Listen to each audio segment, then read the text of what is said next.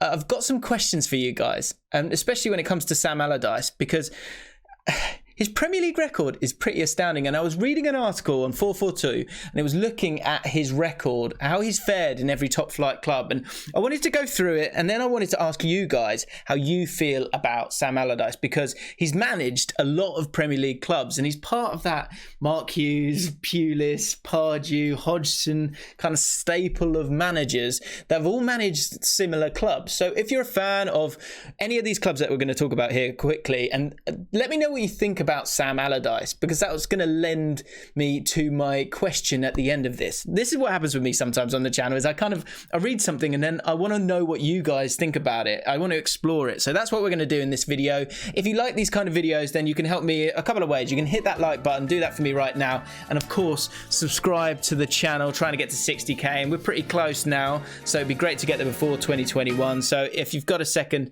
just click on that button and hit the notification bell as well, so you don't miss a video, because a lot of these videos I do just like to take 10 minutes to explore an idea and then ask you what you think about it. So let's have a look at this article in 442. I've had 442 subscription for about 15 years. So if you don't have it, then make sure you go and sort that out. But I was looking at it and looking at Sam Allardyce's Premier League record and how he's fared at every top flight club he's managed. Because I think a lot of people were thinking, Sam Allardyce, how is he still getting jobs? But of that group of managers that have managed all those teams that I spoke about there, he's the one that's done the best. He's the former England manager. Let's not forget that. And if you look at his Premier League record, it will blow your mind a little bit, because every club that he's been at, he has avoided relegation. He's rarely been, I think the England job was his only opportunity to have players of a world-class level, really. The times that he's been able to do it has been through his clever recruitment.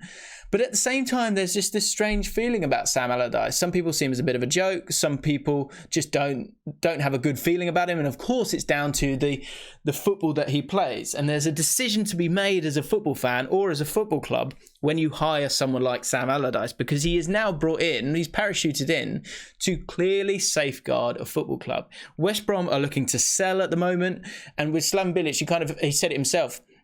He said that it felt like we got relegated to the Premier League in terms of the players that they wanted to bring in, that he wasn't able to spend the money that they wanted. And I think it was Al-Hagazi, when he got sold in October, that was a big moment where Slaven Bilic actually nearly left in October, but he stuck it out because they all were able to kind of calm down a little bit.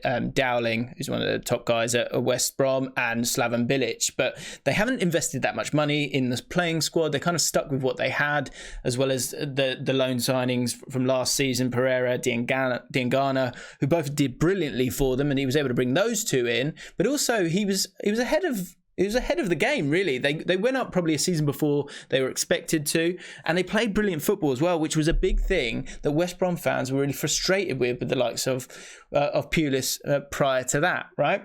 So back to Sam Allardyce and the way that he manages his football teams. It's percentage football, isn't it? It has always been percentage football, for good or for bad. And to be honest, the way his philosophy works is if you get a certain amount of crosses, there's a certain amount of times the ball's in the box, if you've got people that win a certain amount of those headers, if you're able to make diagonal passes forward, which is the most prolific way to create chances, get in behind and create chances to score goals, then you'll probably be okay. And looking at this article, it really does highlight a lot of what West Brom probably need to stay up, but also, the ill feeling that comes around someone like Sam Allardyce. So first of all, Bolton, 1999 to 2007. This was the one that made him famous, really, wasn't it? Came in after Colin Todd, who'd actually done very well for Bolton back in the 90s and did inherit a talented squad. They were expected to go up. They did go up through the playoffs. But then in the Premier League, his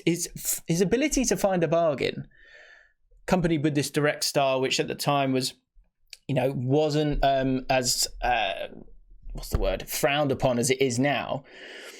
They excited people, and this is the bit. So this is one of the questions. Stick around, because there's lots of questions I've got to ask you guys. The first one is, if you're a team that's not going to win the Premier League or is going to struggle to win the Premier League, are you happy? Are you okay with a direct style of football as long as it keeps you in the league? Because I think with, say, a Pulis or an Allardyce, you've seen it time and again, when teams get desperate, They'll take anything that gives them some wins. And at Bolton, you had a team that had gone down and bounced back up with them. And then, reaching 5th in the Premier League, he left this job because he thought there was a lack of ambition. They'd been in Europe in that 2005-2006 season. And the players that they brought in, the likes of JJ Okocha, Yuri Djurkaeff, Fernando Hierro, amazing players like Nicolas Anelka as well. He was able to find a bargain and get the best out of them. And that comes down to his man management. I was working on something with Paul Robinson earlier in the week, and he was saying his man management is the best that he ever experienced in his playing career. And so that's a big part of football, isn't it? Being able to kind of get the best out of the players that you got, or go and get those players who are over 30, and so probably you can get them on the cheap. Go and get those players that need a little bit of love, like Nicolas Anelka, and let them flourish and find a way to make them flourish. And he did that at Bolton. He left Bolton to go to Newcastle, 2007, 2008. And when he turned up, they were 15th. When he left, they were 11th. I'd love to hear what Newcastle fans think about him and his time, because there was a couple of players that had to go. Kieran Dyer, Scott Parker. This is in the Mike Ashley era, of course, as well. He nearly went to Man City, it says in this article, but the takeover of Shinawatra, we all remember him, happened. So they went for Sven-Goran Eriksson, I imagine, in the end of it all. But he went to Newcastle hoping that they would have the ambition, brought in some good players, really, if you think about it. Mark Viduka, Alan Smith, Joey Barton, Jose Enrique, Abdel, and did fine. But this is where there was that threshold between wanting to be able to play good football, and Newcastle fans who are still struggling with that now, but what they really want, what really kind of ignites them as football fans, is a team that plays really attractive football. And that's what they were used to with Kevin Keegan. So it got to a point where the fan base was so sceptical of that enough was enough, and he made his way. And I'd be intrigued to know what Newcastle fans think of Sam Allardyce, because he probably didn't get anything wrong. And what came after was a lot of difficulty, obviously getting relegated and having to bounce back up and struggling away. And are they any further ahead now than they would have been with him then? Again, it comes back to this question. Do you want to play decent football, or do you want to win football games? And when you have the ambition of Newcastle, which will be higher than a Bolton, or maybe even a Blackburn, or the teams that are going to follow, the tactical approach it comes to be the stumbling block. Blackburn Rovers took over at 19th, did really, really well with Blackburn. This is where he was managing the likes of Paul Robinson. And they were on a really bad run. And then, 9-game unbeaten run took them to 15th. Highest finish of 10th. The position when he left was 13th. Blackburn now have then dropped into the Championship, and that probably came the person after. I think it was Keane, wasn't it, who came in as manager. So again, Allardyce, although it is about percentages a lot of the time with the way that he plays football or manages football, it gets results for these mid-table teams. So there is a sort of deal with the devil that you've got to live with. Again, a team with a bit more ambition, West Ham. This is the bit that really blew my mind. Maybe want to make a video. So 3 years of typical Allardyce consistency in East London, with finishes of 10th, 13th and 12th. Obviously, he got them up in the first season as well. He took over after they got relegated, scoring between 40 and 45 league goals and securing between 40 and 47 points. He left by mutual consent because I think he again was sick of the fans having a go at him when he's going, look, I'm giving you safe Premier League football. So again, it comes back to this question. What do you want? Do you want to stay in the Premier League? Do you want to have that financial stability? But if you do that, and one of my good friends, Craig, Stoke City fan, with Pulis, it got to a point where it felt stale, but they were always safe. He goes, they have a couple of good seasons where they play good football, but then there's the kind of evolution of that, continuing to try and play good football and still win football games. There is another side to this, which I'm going to get to as well. Just to run through these quickly then, of course, Sunderland, 2015-16, took them over, kept them up. Remember Jermaine Defoe doing brilliantly for them. Crystal Palace took them at 17th, finishing 14th. Now, of course, this isn't, going up to 5th like it did with Bolton, but again, saving these clubs, keeping them safe, keeping them in the league.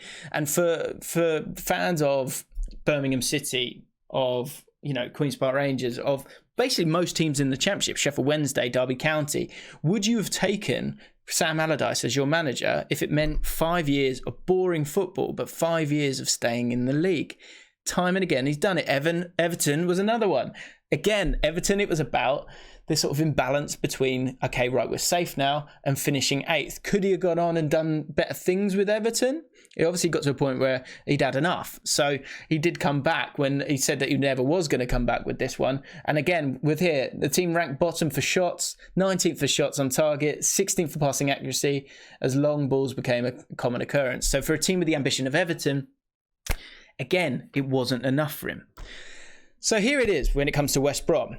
West Brom were bored of that kind of football. West Brom are used to going up and then going back down. And they've survived it. They've continued to support and enjoy their football club. But what is going to get you long-term success in 2020? This has worked with Sam Allardyce throughout the noughties, right? But is it worth it? Is it worth it for a manager that is not going to be there long-term? And even if he is there long-term, it's going to be doldrum football that is just going to turn off football fans. It's going to turn off your fans, and it's going to turn off the wider media as well.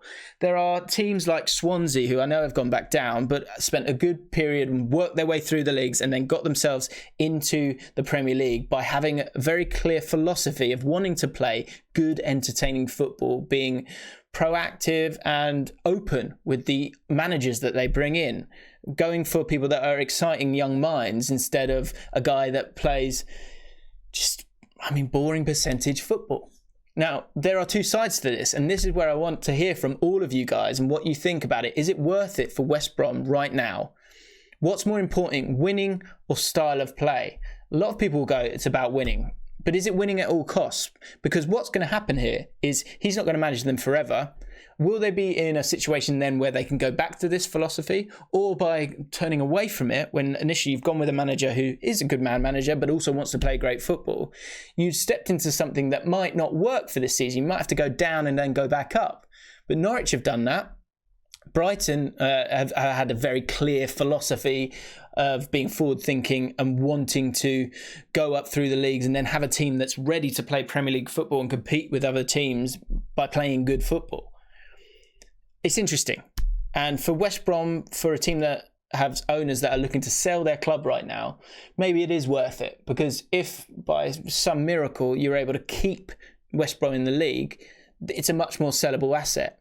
But that long-term approach that you're seeing maybe at Norwich City right now, where you're keeping some of these players that could have been sold off, you're going to have players that you've kind of reinvested back into. And then when they move back up into the Premier League, they'll be ready, they won't be scared, they'll have experience, and there'll be better players from the experiences that they have had. And also you'll have a club that has just a very clear philosophy that attracts players that are more talented, quite possibly. And also allows players to kind of step into it, understand it, because the philosophy is there for all to see. It's a long-term approach to build a brand within a club as well, right? So there you have it. I just thought it was interesting. You know, he hasn't failed. He's never been relegated. He gets the job done. But at what cost of the long-term approach of a football club? Stoke City fans, let me know what you think about this. Crystal Palace fans, let me know what you think about this. Norwich City fans, let me know what you think about this. This is a question for all of you guys. Would you, if you were in the position that West Brom are in, having described it all to you, would you want Sam Allardyce as your manager? Let me know in the comments below.